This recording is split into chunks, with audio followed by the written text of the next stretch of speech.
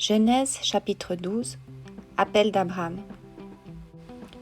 L'Éternel dit à Abraham, « Quitte ton pays, ta patrie et ta famille, et va dans le pays que je te montrerai.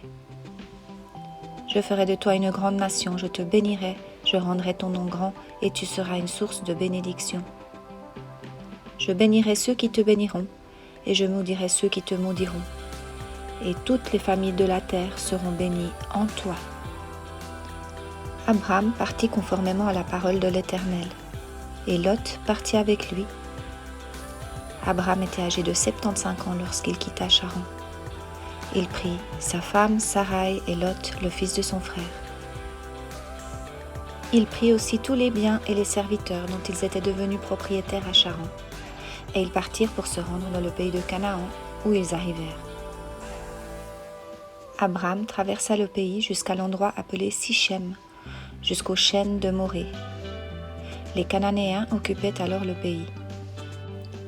L'Éternel apparut à Abraham et dit, « C'est à ta descendance que je donnerai ce pays. » Abraham construisit là un autel en honneur de l'Éternel qui lui était apparu.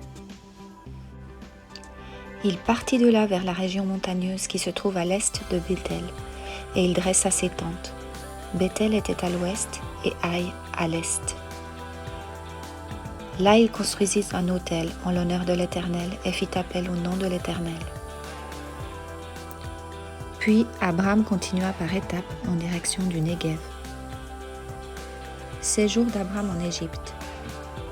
Il y eut une famine dans le pays, et Abraham descendit en Égypte pour y séjourner, car la famine pesait lourdement sur le pays. Comme il était sur le point d'entrer en Égypte, il dit à sa femme Saraï, « Écoute-moi, je sais que tu es une belle femme. Quand les Égyptiens te verront, ils diront, « C'est sa femme », et ils me tueront, tandis que toi, ils te laisseront en vie.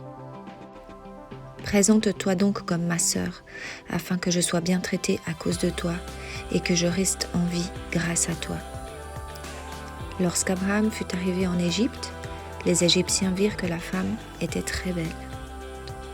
Les intendants du Pharaon la virent et la vantèrent au Pharaon, si bien que la femme fut emmenée chez le Pharaon. Il traita bien Abraham à cause d'elle, et Abraham reçut des brebis, des bœufs, des ânes, des serviteurs et des servantes, des ânesses et des chameaux. Cependant l'Éternel frappa le Pharaon et sa famille de grands fléaux à cause de Saraï, la femme d'Abraham.